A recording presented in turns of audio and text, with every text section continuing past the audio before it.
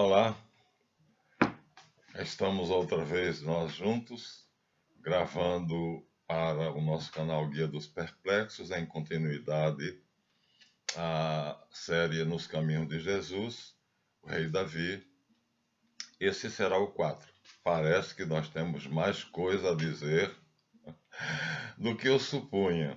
Mas vamos começar pedindo desculpas a vocês, porque no vídeo anterior eu disse que Davi estava fora de Jerusalém e numa montanha, ainda não era rei, e vendo Jerusalém ao longe, ele desejou beber da água do poço de Silo, e 2 soldados dele, que eram fiéis e o amavam, porque ele era um rei muito amado, como eu disse aqui, eu não poupei elogios a Davi, tanto ele amava o seu povo, Israel, quanto Israel amava Davi. E ele foi o único rei que conseguiu governar sobre as 12 tribos de Israel. Então, pedindo desculpas, agora eu vou pegar o texto bíblico. Eu já estava no final do vídeo, eu já não tinha mais tempo, e é justamente essa pressa, às vezes, que me faz cometer essas gafes. Mas vamos refazer aqui. A passagem, que é fantástica, é notável, inclusive romantizada por uma americana chamada Carlota M. Young, Um Copo d'Água, com esse título, mas eu não encontrei na web. Mas está aqui. Está no primeiro livro de Crônicas, na Bíblia de Jerusalém, qualquer outra Bíblia. Primeiro livro de Crônicas, capítulo 11, versículo 15. Davi tinha 30 homens de extrema bravura. Dentre esses 30, 3 são agora, então não são 2, já começa que são 3. Vou repetir. Primeiro livro de Crônicas, capítulo 11, versículo 15. Vamos à leitura. 3 dentre os 30 valentes desceram para perto de Davi, até o rochedo próximo à gruta de Odolã, enquanto um batalhão dos filisteus estava acampado no vale de Refaim. Davi estava então no refúgio, e havia ainda um prefeito filisteu em Belém, não Jerusalém. Davi exprimiu então esse desejo: quem me dera beber da água do poço junto à porta de Belém. Os 3, abrindo passagem através do acampamento filisteu, tiraram água do poço situado junto à porta de Belém, levaram-na e ofereceram-na a Davi. Mas este não a quis beber e derramou-a, oferecendo-a a Javé, e disse: Deus me livre de fazer isto. Acaso beberei o sangue desses homens que arriscaram suas vidas? Pois foi com risco da própria vida que eles a trouxeram, e não quis mesmo beber. Eis o que fizeram esses 3 valentes de Davi. Então, é uma coisa notável, e como eu disse a vocês, mostra como o rei Davi era amado. Contudo, entre os 30, aqui no ainda primeiro livro de Crônicas, capítulo 11, versículo 41, está listado os 30, e entre eles, então, 11, primeiro de Crônicas, 11, versículo 41, está escrito o nome de Urias, o Heteu, aquele que ele mandou para a morte. Portanto, mesmo assim, ele não deixou de ser amado pelos seus soldados, porque cometeu algo que é muito humano. Uma paixão o invadiu, e ele se apaixonou por Betsabá, que, como eu disse, ele tinha 3 paixões: o povo de Israel, que era amado por ele e ele os amava; Betsabá, que também eram apaixonados um pelo outro; e Yahvé, o Deus de Israel, que também era apaixonado por Davi e Davi por ele. Então, o fato do copo d'água aparece em Belém. Davi ainda não era rei, estava acampado escondido do rei Saul e terminou se aproximando do acampamento dos filisteus. Como Belém era a cidade onde ele tinha nascido, ele conhecia muito bem. E da gruta onde ele estava, tinha um monte alto, e ele viu os portões de Belém. Só que havia 300 filisteus acampados ali do lado de fora, e a cidade de Belém era governada por um prefeito filisteu. E aí ele, pensando alto, disse: Ai, quem me dera beber a água do poço que está próximo das portas de Belém. Os 3 soldados, que faziam parte dos 30, escorregaram, foram até lá e trouxeram uma bilha, não um copo, uma bilha cheia de água do poço que está perto da porta de Belém. Ele derramou a água e disse: Ofereça essa água a Javé, porque eu não sou digno, nenhum homem é digno de beber essa água, porque eu estaria bebendo o sangue dos 3 soldados que foram, com o risco da própria vida, pegar essa água. E então ofereceu a Javé em libação. Então aí mostra como é que Davi era amado. Mas isso não impediu que ele cometesse erros humanos graves. De qualquer maneira, nós dizíamos aqui, não foi à toa que Salomão mandou 2 escribas que ele tinha na corte escreverem um livro onde Davi fosse o herói, uma epopeia. E segundo David Rosenberg e Harold Bloom, o original da Bíblia, original aqui entre aspas, porque os originais eram papéis, papiros, pergaminhos e notas separadas, era uma montoeira de rolos. E esses 2 escribas inteligentes tiveram que selecionar aqueles papéis, já dissemos isso, e fizeram um relato. O primeiro, que o Harold Bloom acha que era uma mulher, ele dá as razões dele no livro de Jota, e o segundo, que era um homem.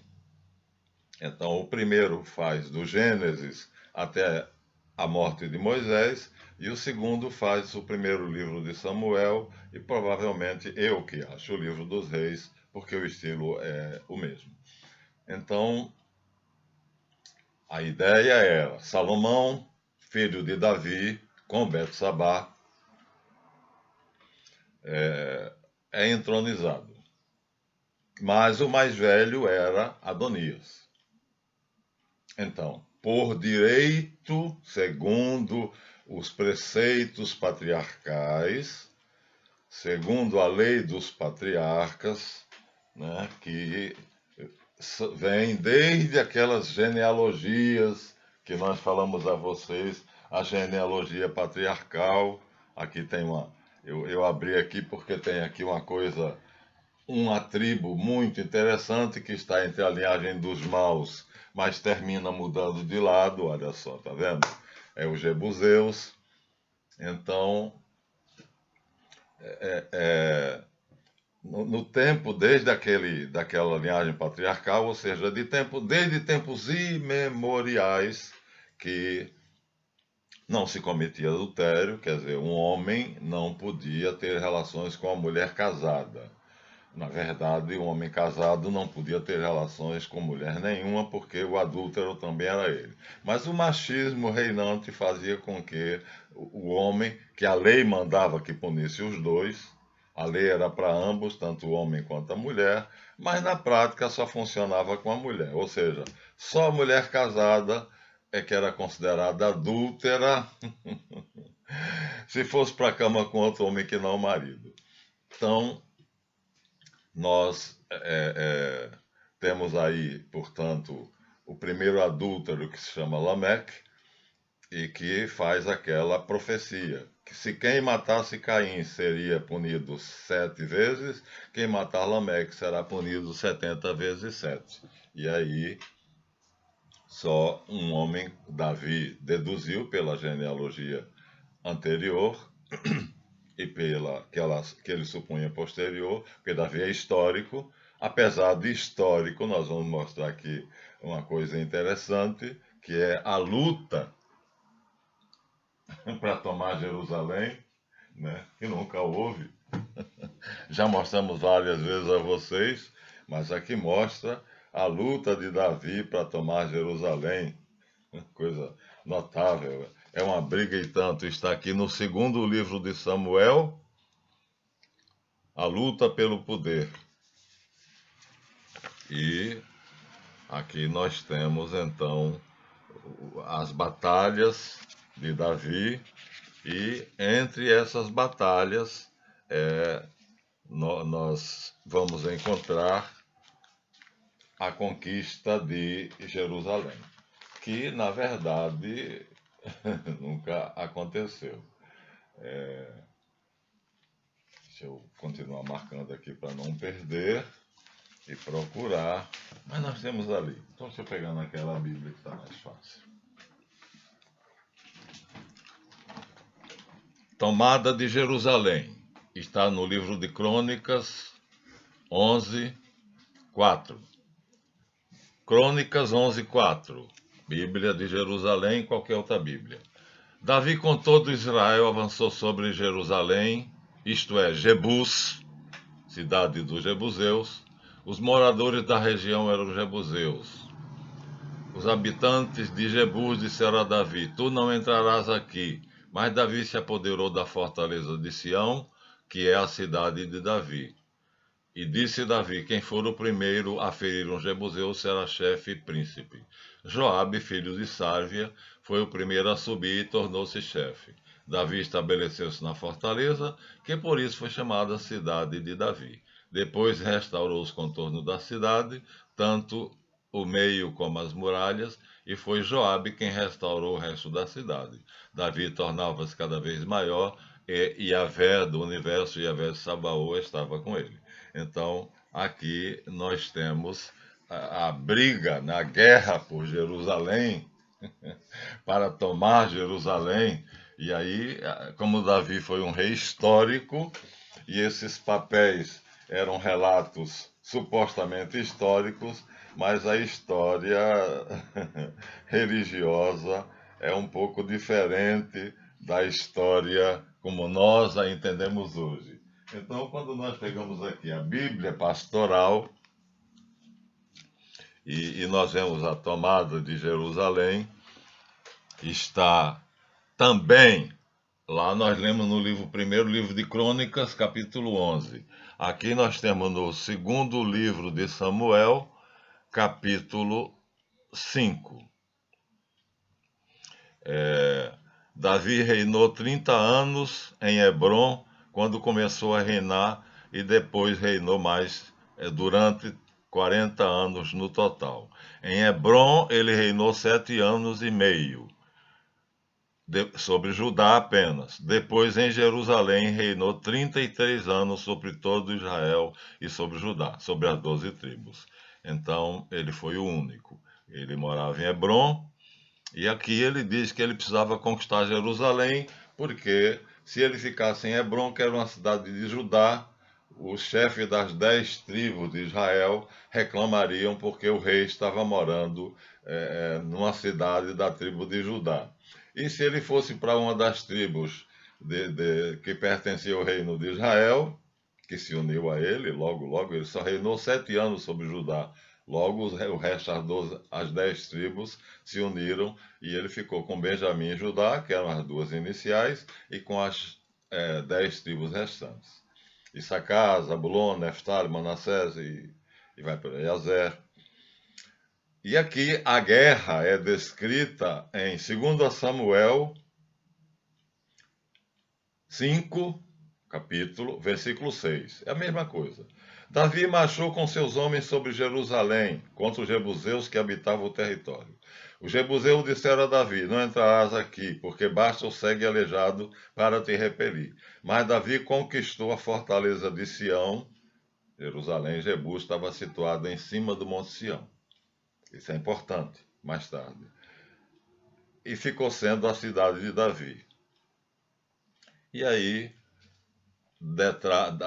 faz uma detalhada, um detalhamento aqui. Davi se instalou na fortaleza, deu-lhe o nome de cidade de Davi. Em seguida, construiu uma grande muralha ao seu redor, desde o meio até o interior.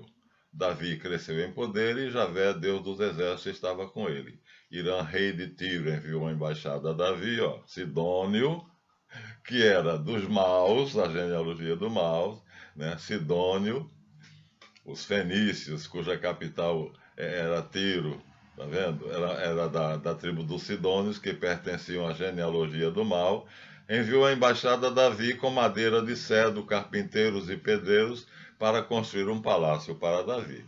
Então ele construiu esse palácio. Chegando em Hebrom, voltando, né? Davi ainda tomou concubinas e mulheres em Jerusalém, teve filhos e filhas. Os nomes dos filhos que teve em Jerusalém são Samua, Sobabe, Natã, Salomão, Jebaá, Elisua, Nafeg, Jafi, Elisama, Baliaad e Elifaleto. Então, na verdade, Salomão aqui consta entre os mais novos. Vou ler de novo. O nome dos filhos que teve em Jerusalém são Samua e Sobabe, Natã, Salomão. Então ele era bem jovem, né? Jebaá, Elisua, Nafeg, Jafe, Elisama, Baliade e Elifaleto. Ou seja, quando Davi estava perto da morte, o filho mais velho dele era Adonias. Mas Adonias não amava Davi, porque ele começou a matar bois na porta da cidade e distribuir com os amigos, fazendo política para tomar o trono de Davi. Quer dizer, para tomar o trono de Davi, para herdar o trono de Davi. Davi estava morrendo. Enquanto isso, Salomão estava cuidando do pai lá na cama, o pai doente. Mas olha só, Davi morreu com 76 anos, lutou uma batalha por ano, conquistou toda aquela terra e morreu com 76 anos de velhice, porque Javé estava com ele. Então, temos que crer em Javé, embora, do meu ponto de vista, tenha sido um anjo que foi designado por El para submeter aquela multidão que Moisés libertou do Egito, que era uma multidão, meu Deus do céu, uma confusão de gente. E como El é um Deus bondoso, misericordioso, manso, como Jesus Cristo disse, quem quiser ver o Pai, olhe para mim, porque quem me viu, viu o Pai. Então, dentro das minhas pesquisas, isso não é gratuito, tá? Eu fiz uma pesquisa muito profunda para isso. E o detalhe de como isso aconteceu está no Heróico Babilônico, onde se descreve a luta de Marduk com Tiamat. Marduk seria, na verdade, Yahvé, que no épico babilônico se diz que ele é filho de Enki, e Enki é quem vai ser Javé, porque Enki tinha 3 nomes. Nudimud, 1. Segundo, Enki. Terceiro, Ea. E este Ea vai se transformar em Ia. E aí os arameus vão casar Ia com Ravá, que é a deusa deles, bondosa também, os 2 deuses bons, Enki e Ravá, e vai ficar Yahavá, que é Javé, né? Yahvé. Mas fiz essa pesquisa com muito critério, portanto os deuses dos outros povos, na verdade, eram anjos. O que nós fizemos e o que os judeus fizeram para instalar o monoteísmo, porque o monoteísmo e o enoteísmo se alternam, porque são parecidos. No enoteísmo, há uma multidão de deuses que são menos poderosos do que um deus maior, que nesse caso era El. E, frequentemente, as populações semitas colocavam El como Deus único e os outros deuses como anjos. Outras horas, davam nomes a esses anjos e eles eram adorados como deuses. É o caso aqui, em que El, né, não é chamado de El, não aparece aqui como é, chamado de Enki, um deus de terceira categoria, porque Anu era o deus principal, depois vinha Enlil, Ninhursag e Iá. Então, mas ele terminou se tornando Yahvé, ou seja, um anjo que foi dado a ele muitos poderes, e eu já li para vocês o combate de Marduk contra Tiamat, que Iá teve medo dela, matou o marido dela, que era Apsu, mas teve medo de lutar com ela, e disse, Marduk, meu filho, lutará. E então aí o combate é entre Marduk e Tiamat, e no final das contas, os arameus, que eram vizinhos dos assírios e babilônios, então terminam pegando esse deus, Marduk, que era invencível, porque ele pega os poderes dos 300 deuses, né? Cada um dá 10% do seu poder para ele, ele se torna o deus subalterno mais poderoso, ou seja, é uma maneira mítica de dizer que El elevou um anjo até uma categoria divina, mas Yah sabia que devia a obediência a El, a Elohim, porque uma parte da Bíblia diz: terrível é Elohim na Assembleia dos Deuses. Olha, temível ou terrível é Elohim na Assembleia dos Deuses. Portanto, nesse versículo se percebe que deuses e anjos são a mesma coisa. Só que aí os judeus, quando eram enoteístas, colocavam El como sendo enoteísta, quer dizer, um deus maior e os outros todos menores. El era o deus maior e os outros eram deuses menores. A maior parte do tempo isso acontece. Mas quando a fúria monoteísta invade os semitas, eles chamam os deuses menores de anjos, mensageiros divinos, é isso que quer dizer a palavra anjos, e chamam os El, o Deus único. Então El passa a ser o único Deus, e aí, com a permissão de El, que era um Deus bondoso, então, tendo de domar aquela multidão que era indômita, que era uma bagunça, uma arruaça, que Moisés tira aquele povo de um cativeiro de 300, 400 anos no Egito e eles não tinham noção de ordem, e Moisés vai domar aquele povo, então El nomeia Yahvé, que é Iá, mais Ravá. Quer dizer, dois anjos, tem mulheres também entre os anjos, viu? Eu tenho uma que é a minha preferida. E tem anjos e anjas. Então, os arameus casam Iá com Ravá, fica Iá, Ravá, e Marduk, que é filho de Enki, de Iá, desaparece, porque o nome dele é muito grande, não cabe aí. Mas a fúria de Yahvé é Marduk.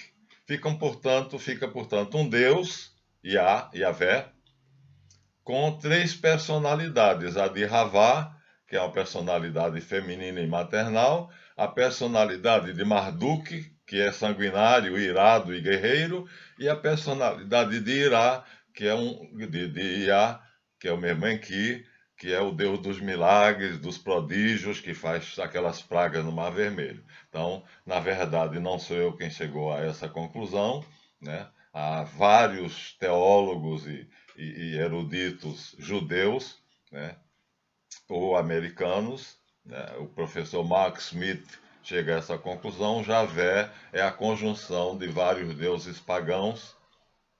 Há outros também, agora não me lembro o nome de um que eu respeito sobremodo, né, que diz até o ano 400, Javé era um entre vários deuses. Depois do ano 400, Esdras obriga a só haver Javé. Quer dizer, do ano 400 a.C. para cima, até Davi, você podia escolher Iá, Yahvé, ou outro deus.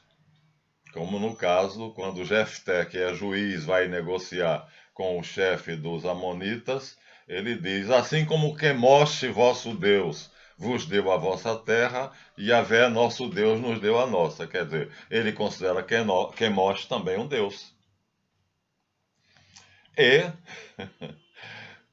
a estela que mostra Hammurabi, o Sargão II, recebendo a lei de Deus, os eruditos não conseguem discernir se é Hammurabi diante de Shamash ou se é Sargão II diante de Marduk. De qualquer maneira, quer Marduk, quer Shamash, é El, com outro nome, mas é El. Quer dizer, é o Deus maior. E nesse caso aí nós temos o enoteísmo, porque El não invalida a existência de outros deuses. E é nessa época, né, que o juiz Jefté, quando vai negociar com os amonitas, diz: assim como Quemosh, vosso Deus, vos deu a vossa terra, Yahvé, nosso Deus, nos deu a nossa. Então ele percebe que há uma paridade entre o Deus Yahvé e o Deus Quemosh. E ali na estela, que não sabemos se é Hammurabi ou se é Sargão II, então Shamash e Marduk são outros nomes para o Deus El. Logo, havia uma tolerância muito grande até Esdras. Quando finalmente Esdras tomou o poder num golpe que não deu certo e depois ele foi cuspido fora, mas fundou o sionismo, que nós até hoje vivemos debaixo dessa raça de víboras, foi assim que Jesus chamou eles, serpentes, raça de víboras, quem vos ensinou a fugir do castigo futuro? Então, monoteísmo, um Deus só. O resto é chamado de anjos, mensageiros divinos. Enoteísmo, um Deus principal mais poderoso, mas que convive com outros deuses menores que obedecem a ele. E essas duas maneiras de adoração, de culto, se alternavam com muita facilidade. Agora, o politeísmo é que o judaísmo achou difícil de engolir, e nós cristãos também. Porque só existe um Deus verdadeiro, né, como disse Jesus Cristo. Ouve Israel, Adonai Eloinu, Shema Israel, Adonai Eloinu, Adonai Echad.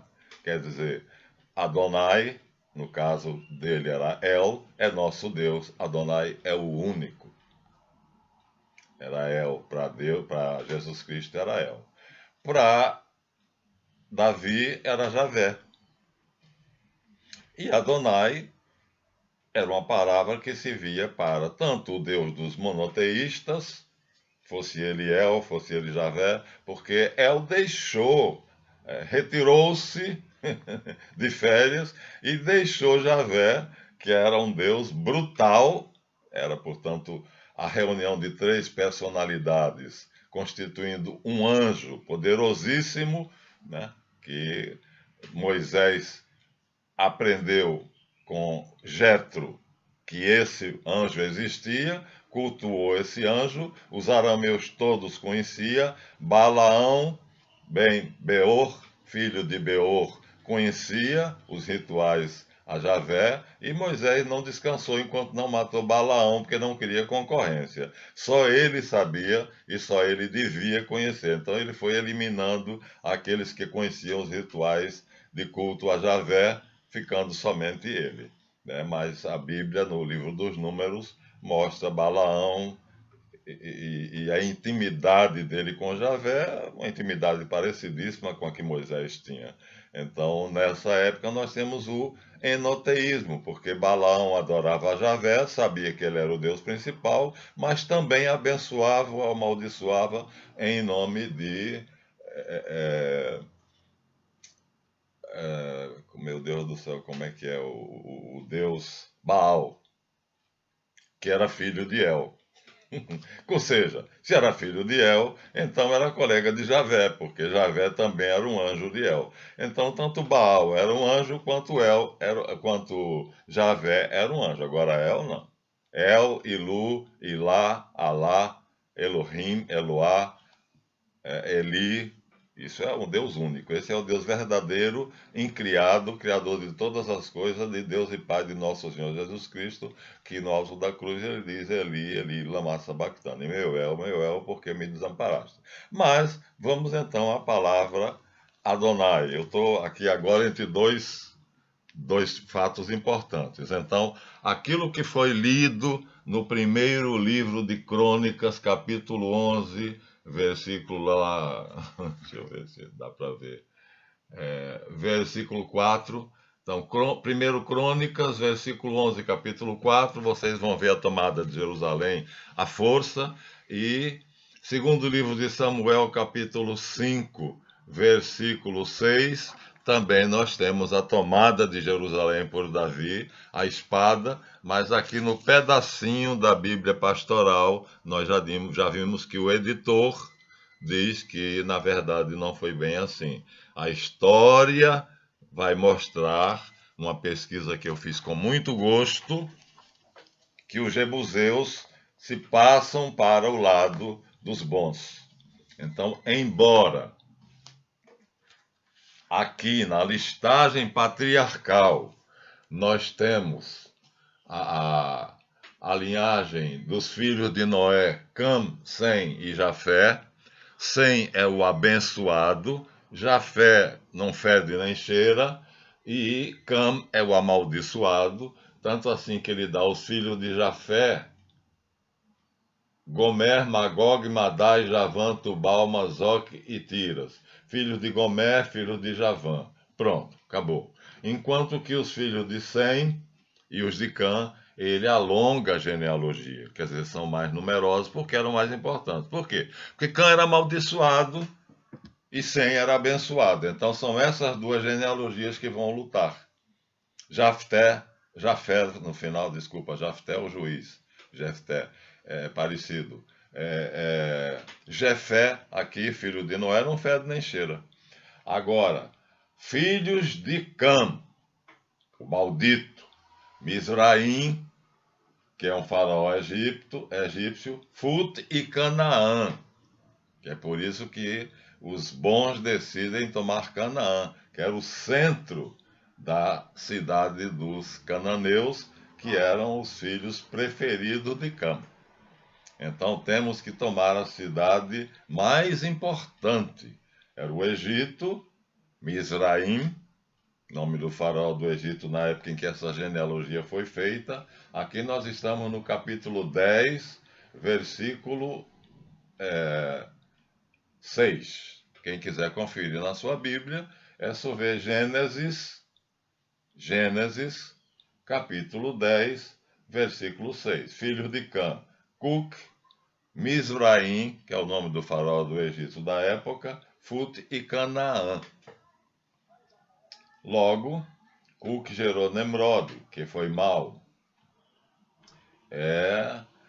E daí vai mais outros, Assur, que construiu Nínive, que também fica meio lá, meio cá, Babel, de onde depois vai a Babilônia, Acade, que são os acádios, que são semitas, e também depois se juntam com os sumérios e fundam os caldeus. Caldeus quer dizer mistura. Os sumérios e acádios se juntam e fundam os caldeus. Aí os acádios deixam de ser mal, porque os sumérios eram bonzinhos, e passam para a linhagem dos bons. Do mesmo jeito, filhos de Canaã, Sidom, primogênito, e os heteus. Sidônios, nós acabamos de ler ali na Bíblia, que o chefe da Sidônia, Irã, de Tiro. Tiro era a capital de Sidom. Acabamos de ver. Onde foi? Foi no outro. Foi no livro de cá, que nós lemos que o chefe dos Sidônios, Irã, foi na Bíblia Pastoral. É que eu tenho 19 Bíblias. E tem sentido, viu, ter essas todas. A Bíblia não é só para dizer que eu tenho 19, não. É porque as traduções se mostram incapazes. Depois mostraremos isso com mais cuidado. Irã, rei de Tiro, portanto, Sidônio, enviou uma embaixada a Davi com madeira de cedro, carpinteiros e pedreiros para construir um palácio para Davi. E junto o arquiteto famoso, né, que vai constituir o centro da lenda de mestre maçom, né, que é Irã também. Né? Irã é um nome comum entre os sidônios, então o rei de Tiro se chama Irã. O chefe dos arquitetos do rei de Tiro também se chama Irã, mas aí quando eles nomeiam o rei, eles dizem Irã de Tiro. E quando eles nomeiam o arquiteto, eles chamam de Irã Abif. Depois ainda vai haver Adonirã, Adonias Irã. Adonirã é uma mistura de Adonias com Irã, o senhor Irã, quer dizer, um cara poderoso. Então você vê, os sidônios terminam se passando para o lado dos bons. E essa coisa vai acontecer durante o tempo todo. Agora, o que nós vamos ver é que cuidado quando vocês discutirem com alguém sobre a Bíblia, porque, desculpem, mas eu tenho cacife quando eu falo no que falo, embora eu me distraia e às vezes fale coisas que, com a pressa e a empolgação, né? Mas isso aqui eu estudei profundamente. Como é que foi que os jebuseus passaram para o lado do bem? Tem uma história toda completa. E aqui a nota do editor é que quando Davi decidiu, foi uma necessidade política, que ele não podia ficar em Hebrom, né, porque era cidade da tribo de Judá, aí as 10 tribos de Israel reclamariam, ficariam com ciúme. Ele também não poderia ir para as regiões lá, nos limites da Síria, que o rei da Síria, Irã, era amigo dele, ele podia ficar lá numa cidade perto do amigo da Síria, seria até mais fácil construir o palácio dele. A ideia foi Jerusalém, que fica no centro da Palestina, portanto de Canaã, e não pertencia nem às tribos de Israel, nem pertencia às tribos de Judá, o que prova que, mais uma vez, Josué não conquistou Jebus, a cidade dos Jebuseus, que no livro de Josué está dito que Josué conquistou Jebus e que cortou os dedos de Adonis Bezeque, que na verdade é Adonis Sadek. Seria uma crueldade muito grande, porque os jebuseus já tinham se convertido. Assim que os jebuseus se converteram, a linhagem dos bons vieram para a Palestina. Isso é uma história muito bonita. Mas aqui, Josué conquista primeiro, claro, a famosa cidade de Jericó, cujos muros caem sob as trombetas, mas em determinado momento, lá vou eu de novo, entrar num assunto que não era o assunto de hoje, e a tomada de Jericó, a primeira Páscoa, Raabe. Bom, o fato é que a tomada de Rai, de Gabaon, conquista do sul, Jordão. Eu já li para vocês antes, terras ainda não conquistadas, a tribo de Gade, a parte de Caleb, não sei se vamos agora conseguir. Mas o fato é que o rei de Jebus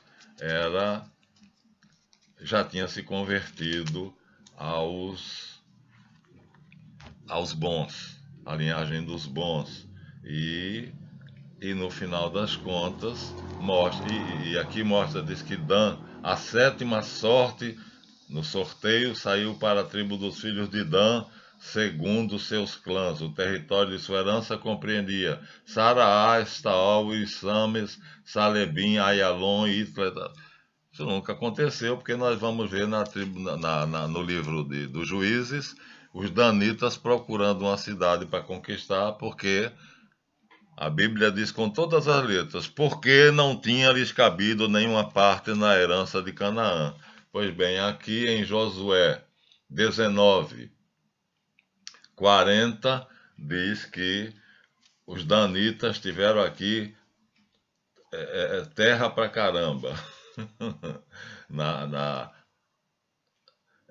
Saraá, Estaol, Isames, Salebim, Ayalon, Itla, Elon, Tamna, Caron e vai por aí. Então, vocês veem que a questão histórica da Bíblia é uma história, porque é como os filmes que se adaptam. A Rede Globo tinha umas séries que eles diziam baseado. Ela fez A Megera Domada, que foi um episódio muito interessante, A Megera Domada, que se baseava num livro famoso de Shakespeare. Eu esqueci agora como é que é o nome da obra de Shakespeare. E, no final das contas, aqui em algum lugar, Josué vai tomar Jerusalém com o nome ainda de Jebus. E não é verdade, Josué, se tivesse tomado Jebus, então aqui uma das duas partes está errada, porque diz que Davi foi tomar Jerusalém, que ainda não tinha sido conquistada. Ou seja, quem pegou Jerusalém, na verdade, foi Davi. Então, nós temos que ter a seguinte perspectiva, vejam bem. Não podemos desqualificar absolutamente o lado histórico da Bíblia. O problema é que, para eles, um épico admite uma certa ficção. Então, Josué é um herói. Quer dizer, o livro de Josué, que ele próprio escreveu, é um endeusamento de si mesmo. Então, para ser o cara, ele teria que tomar toda Canaã. Logo, no livro de Josué, se vocês pegarem na Bíblia de vocês o livro de Josué, ele é um super-herói. E ele vai tomar toda Canaã. Ele diz que tomou toda Canaã, a parte setentrional, a parte meridional, a parte aquém Jordão, a parte além Jordão, e vai por aí. Assim está no livro de Josué. Mas quando você chega aqui na conquista de Jerusalém,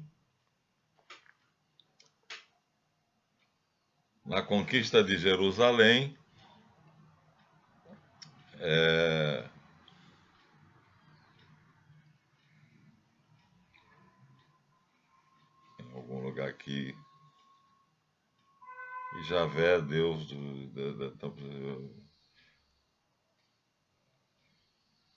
não é aqui.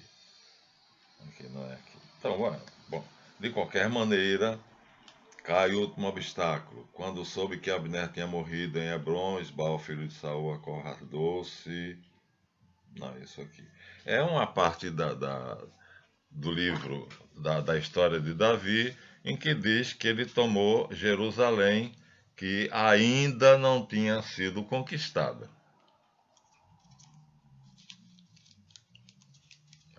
Tomou Jerusalém, que ainda não tinha sido conquistada. E, na verdade, ali fez um palácio. Na verdade, Jerusalém se não foi conquistada por Josué, então Josué fez um pleonasmo, cometeu uma licença poética dizendo que fez e aconteceu e tomou Canaã toda. E se a parte que fala do rei Davi diz que o rei Davi conquistou Jerusalém porque ainda não tinha sido conquistada, então, e aí diz que Davi não conquistou. Davi fez um pacto com a dinastia sacerdotal que governava a cidade. Ele seria o rei e Sadoc seria o chefe religioso. Pelas minhas pesquisas, essa é que é a verdade. Então, Davi, Jerusalém não tinha sido conquistada, muito provavelmente. Acho que aquela história de cortar os dedos de Adoni-Sadeque ou Adoni-Bezeque, né, não seria verdadeira. Eu vou procurar aí no próximo vídeo, eu mostro a vocês a crueldade que seria, né, Josué conquistando Jerusalém, Jebus, com o nome de Jebus, porque o nome inicial era Jebus. E E Davi, então, é quem conquista, mas não conquista coisa nenhuma, porque, na verdade, ele faz um trato, um trato. E isso eu não vamos deixar só 4 nem 5 vídeos, porque Davi é o centro da história, não é Abraão, não é Moisés, embora o pacto do Sinai seja muito importante e a aliança de Javé com Moisés, mas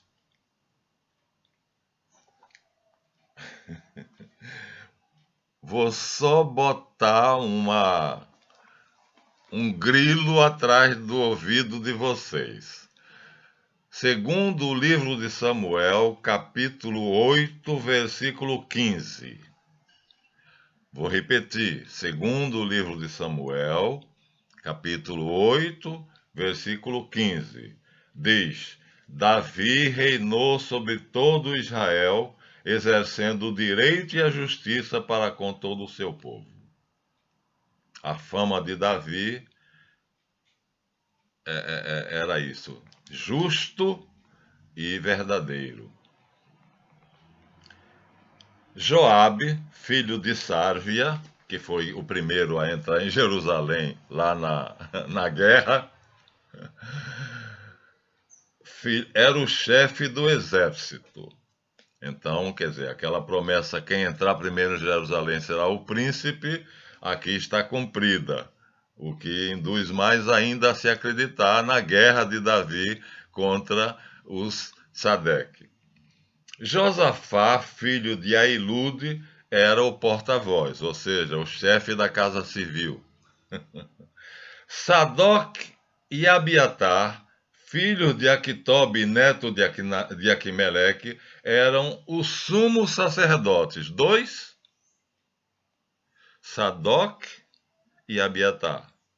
Bom, Abiatar era sumo sacerdote. Se vocês lerem a vida de Davi, Abiatar é o único que escapa do morticínio que Saul fez em Nob, matando todo o sacerdote de Nob, e Abiatar, ferido, foge e vai procurar Davi e fica com Davi até que Davi é ungido rei.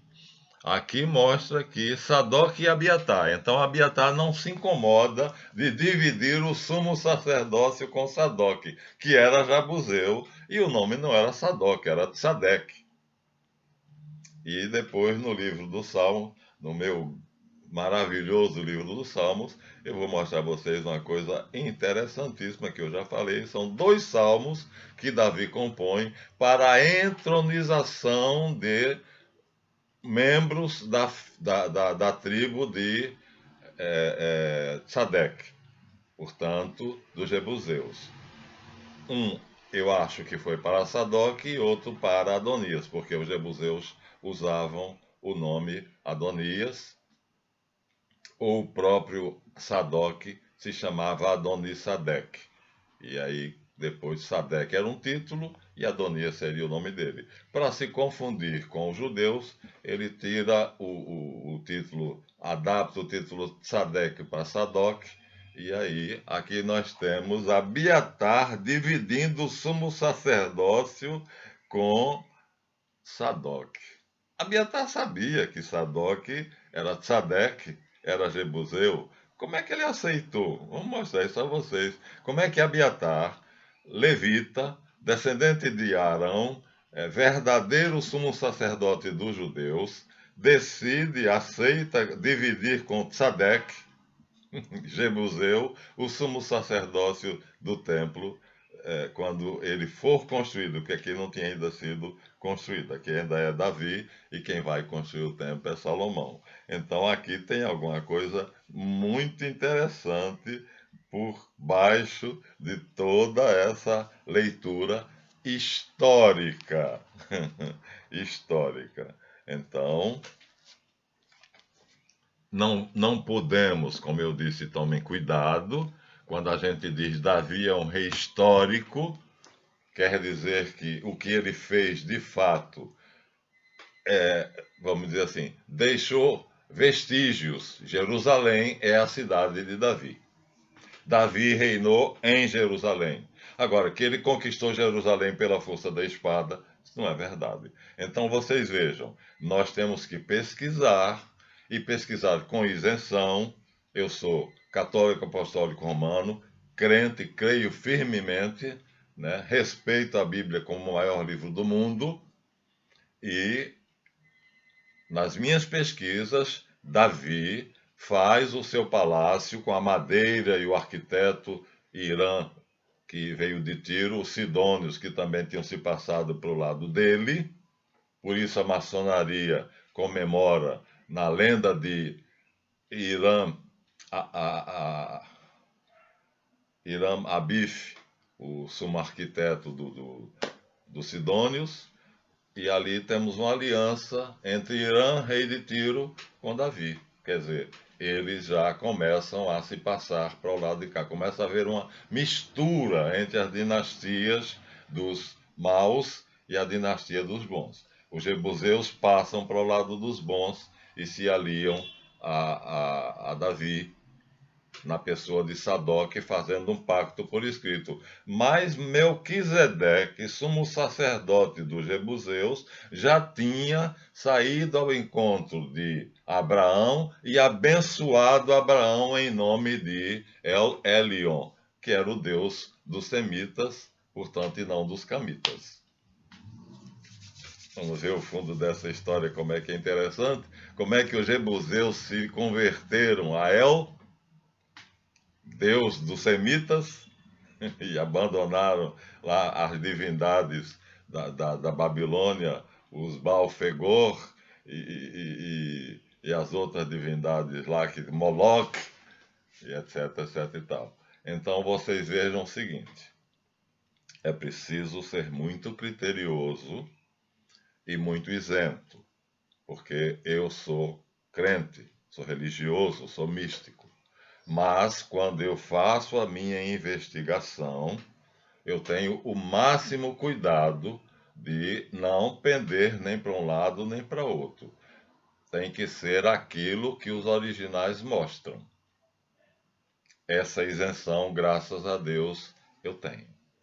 E isso faz com que as minhas pesquisas que eu estou levando para vocês sejam verdadeiras e eu mostro tudo a vocês, tudo, tudo, tudo. Então, aqui na linhagem patriarcal, os jebuseus estão como filhos de Cam, portanto, da linhagem dos malditos, né? Os sidônios também, mas acontece que os sidônios depois se convertem e passam a ser amigos do rei Davi e vão construir o templo de Salomão e constroem o palácio de Davi e, os jebuseus lá na Babilônia se convertem, recebem uma aparição, né?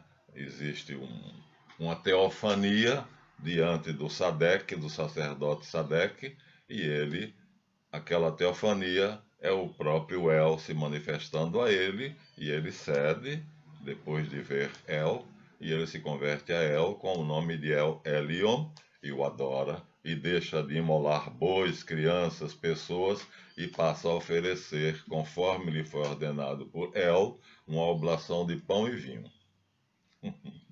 E nós vemos que ele sai de lá da Babilônia, vem cá para a Palestina, a mando de Deus, assim como Abraão sai de Ur dos Caldeus, também perto da Babilônia, tudo isso é dos caldeus, e vem para a Palestina, e os dois se encontram, e o Deus que Abraão adora é El Shaddai, El, e o Deus que Sadeque adora é El Elyon. No final das contas, o mesmo El que Jesus Cristo vai chamar de Abba, Pai. E só na cruz, final no baixar da cortina, é que ele vai dizer Eli, Eli, lama sabachthani, meu El, meu El. Ou seja, é o mesmo El de Sadeque, de Abraão e de Jesus. Então, El é o Deus Pai, Abba, Papai. Bom, ainda teremos que fazer outros vídeos, porque a coisa está ficando, para mim, está ficando empolgante. Bom, já temos aqui duas tribos da linhagem dos maus que se convertem a El, que é o Deus dos semitas, por descendente de Sem, do qual descende Noé, do qual é pai Noé, que é descendente de Sete, quer dizer, Noé é descendente de Sete, que é o patriarca mais elevado antes de Adão, o mais antigo, Adão, depois Sete. E Noé é descendente de Sete. E Noé gera Cã, que ele amaldiçoa, e Sem, que ele abençoa. E aí nós vamos ver que os sidônios, que pertenciam à linhagem dos maus, se convertem, fazem aliança com Davi e com Salomão, e são eles que constroem o palácio do rei Davi em cima do Monte Sião, vizinho ao palácio do Sadeque, de Sadoc, e lá eles comemoram, festejam, e Davi vai escrever 2 salmos especificamente para a entronização de um rei jebuseu. Eu tenho, agora é pura especulação, tá? A desconfiança de que seria Sadoc, que posteriormente se chamaria Sadoc, que seria Adonisadec. Depois deixam de usar o primeiro nome, Malaquias e Adonias, e passam a usar apenas o título, mas fazendo uma adaptação, em vez de Tsadek, Sadoc. E é quem vai herdar o sumo pontificado dos judeus até o ano 176 a.C., quando, ingenuamente e por ignorância, a família dos Macabeus destronam a dinastia de Davi e a dinastia dos Sadec. Mas isso vai ficar para outro vídeo. Ficamos aqui apenas nessas interrogações, os maus passando para o lado dos bons, mostrando a vocês que a história é uma camada da Bíblia, e essa camada vem ornamentada, enfeitada por uma super história, que é o que é próprio dos épicos, e mais ainda nos livros religiosos, que tudo é fenomenal, né? Então nós temos que conseguir pegar o que é histórico no meio dessa epopeia, desse ornamento todo, porque nós vamos encontrar a história, porque o palácio de Davi realmente e o templo de Jerusalém realmente ainda está lá, o Muro das Lamentações, sob o Monte Sião, em Jerusalém. Quer dizer, ainda os vestígios ainda mostram a história, a verdade histórica. Portanto, Davi morou em Jerusalém num palácio, Salomão construiu um templo em Jerusalém, consagrado a Javé, e disso nós temos provas arqueológicas. Agora, que Davi entrou em Jerusalém na base da espada e matando Não, isso não é verdadeiro. Foi um pacto entre irmãos. As duas dinastias se tornaram irmãs, fizeram um trato de irmãos. E nós vamos talvez começar o outro vídeo mostrando a entronização de Sadoc, comemorada por Davi com 2 salmos, o 2 e o 110. Bem, se vocês gostaram do vídeo, que introduz mais questões do que respostas, vejam, deem seu like, inscrevam-se no canal. E é importante, né? Porque a questão da monetização, eu só participarei se tiver 400 seguidores, 420 e 1.000 visualizações mensais. Até o próximo. Esse será Nos Caminhos de Jesus, Rei Davi 4.